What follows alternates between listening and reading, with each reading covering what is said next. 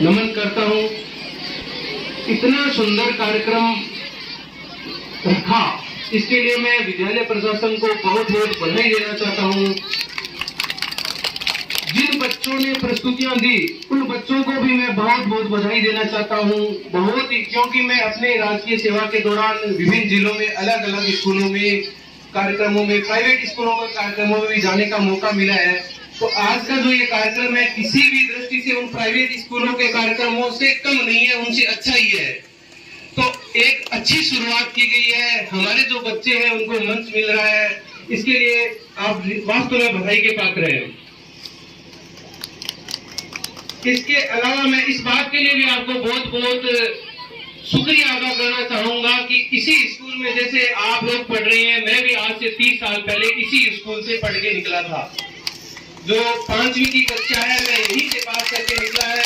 आज 30 साल बाद मुझे यहाँ आके बहुत खुशी हो रही है, बहुत ही अच्छा लग रहा है, बहुत ही एक अपनापन सा महसूस हो रहा है। मैं इसी स्कूल से निकला, इसके बाद में अलग अलग स्कूलों में, जैसे यहाँ 5वीं तक की थी तो फिर आगे 8वीं की 10वीं की पढ़ाई की। मेरी पूरी शिक्षा सरकारी स्कूल से, सरकारी कॉलेज से हुई है। तो हमारी जो सरकारी स्कूलें हैं वो किसी भी दृष्टि से कम नहीं है। जो भी मेरे काफी सारे साथी अधिकारीगण हैं वो भी इन्हीं सरकारी स्कूलों से पढ़ के उच्च पदों पर पहुंचे हैं। बस आवश्यकता इस बात की है कि हम कोई लक्ष्य निर्धारित करें, उस पर निरंतर लगे रहें, तब सफलता को कोई रोक नहीं सकता। जैसे कि किसी ने कहा है कि मंजिलें उन्हीं को मिलती है जिनके सपनों में जान होती है। मंजिलें उन्हीं को मिलती है जिनके सपनों में जान होती है। सिर्फ पंखों से कुछ नहीं होता, हौसलों से उड़ान होती है।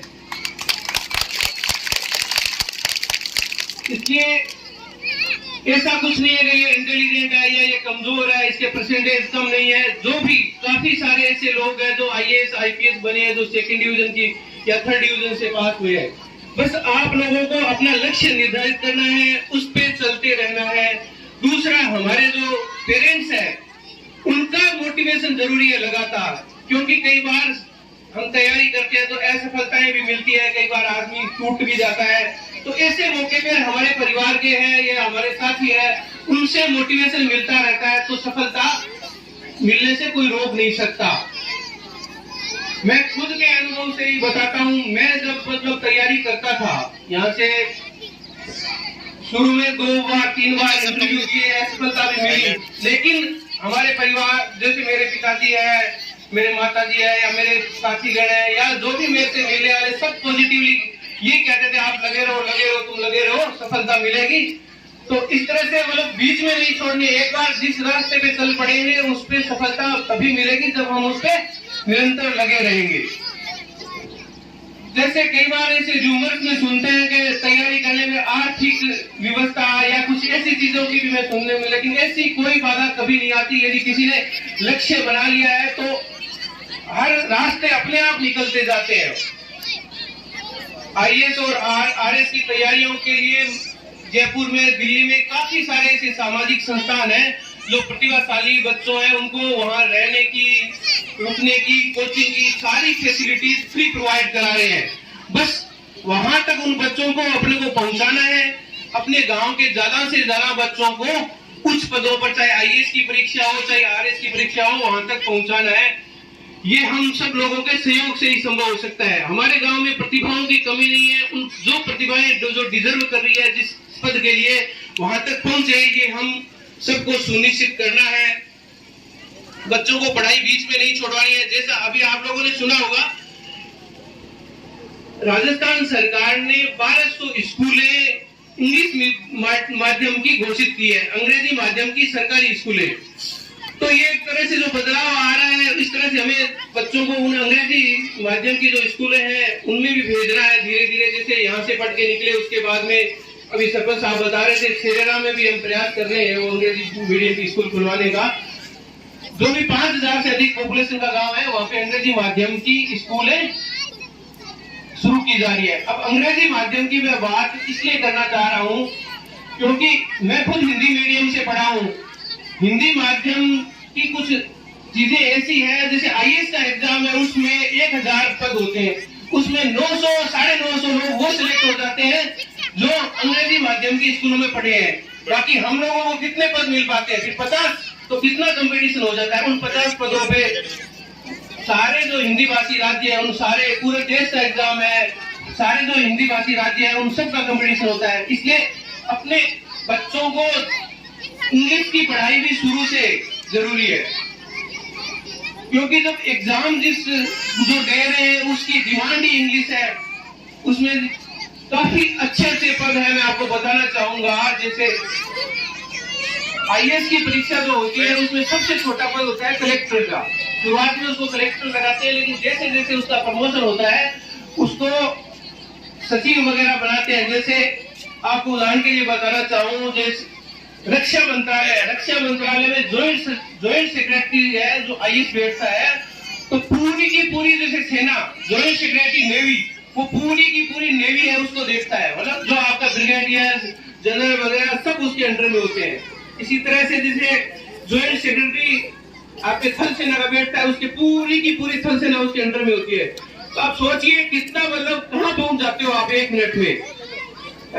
ये एग्जाम जो है बहुत आसान है, सिर्फ सोचने की जरूरत है। ज्यादातर लोग ये सोच नहीं पाते कि हम उस एग्जाम की तैयारी करें। वो तो, और क्योंकि मैं उन लोगों के साथ तैयारी करके आया हूं, मैं 2-3 साल दिल्ली में रहा, देखा, अपने जैसे ही लोग, इन्हीं स्कूलों से पढ़े हुए लोग उन पदों पर पहुंचते हैं। बस सोचने की जरूरत है। तो मेरा ये सपना है अपने गांव से ज्यादा आरएस में, आईएएस में सिलेक्ट हो। इसके लिए जो भी हम अपनी तरफ से सहयोग, मेरी तरफ से कुछ भी सहयोग की आवश्यकता है तो मैं आधी रात के लिए तैयार हूं। विद्यालय प्रशासन से भी मैं निवेदन करना चाहूंगा कि कोई भी, जैसे हम युद्ध लड़ने जाते हैं तो सबसे पहले क्या चाहिए? हमें हथियार चाहिए किसी भी। तो उसमें इस युद्ध में क्या हथियार है? हमारे पास किताबें या नोट्स, ये सारे स्टडी मटेरियल होना चाहिए। तो इसके लिए यदि यहाँ विद्यालय में उपलब्ध कक्ष है तो एक ऐसी कोई लाइब्रेरी या बुक बैंक यहाँ यदि स्थापित कर दें, जिससे कि हमारे जो भी ये छोटे बच्चे हैं या कॉम्पिटिटिव एग्जाम की तैयारी कर रहे हैं वो बच्चे हैं, उन सबको आसानी से यहाँ किताबें मिले, उनको आराम से पढ़े बैठे हैं। तो इस तरह की यदि व्यवस्था होती है तो मैं मेरी तरफ से भी 11,000 रुपए की घोषणा करता हूँ इन किताबों के लिए। जैसा कि आप सभी जानते हैं, किसी ने कहा कि education is the most powerful weapon which you can use to change the world. मतलब शिक्षा ही एक ऐसा माध्यम है, सफलता का शॉर्टकट है। कोई आप बिजनेस करते हैं या कुछ भी करते हैं तो उसमें बहुत सारी चीजें आती है, बहुत सारे चैलेंजेस होते हैं। पढ़ाई एक तरह से सफलता का शॉर्टकट है कि आपके 5-10 साल अच्छे से पढ़ना ही तो है, उसके बाद में आप कल्पना नहीं कर सकते आप क्या पा जाते हैं। इसलिए हम लोगों को शिक्षा पे ही सबसे ज्यादा ध्यान देना है। आज हमारे गांव के लगभग 30 के आसपास जो सरकारी नौकरियों में है वो क्यों है? शिक्षा की वजह से ही है। अब अपने बच्चों को ज्यादा से ज्यादा पढ़ाई बीच में नहीं छोड़े, चाहे बेटे हो चाहे बेटियां हो। ये देखने में आता है कि हम बेटों की पढ़ाई तो करवाते हैं लेकिन बेटियों की पढ़ाई बीच में छुड़वा देते हैं। इसको तो पढ़ाई घर में जाना है, इसको पढ़ा के क्या करेंगे।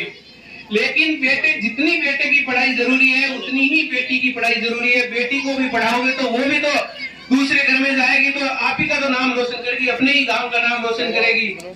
तो चाहे लड़के की पढ़ाई हो या लड़के की पढ़ाई हो, लड़की की पढ़ाई हो, हम सबको मतलब मिलजुल के इसके लिए प्रयास करना है। दूसरा मैं ये कहना चाहूंगा कि काफी सारी जैसे सरकारी योजनाएं हैं जो हम अलग अलग विभागों द्वारा संचालित हो रही है।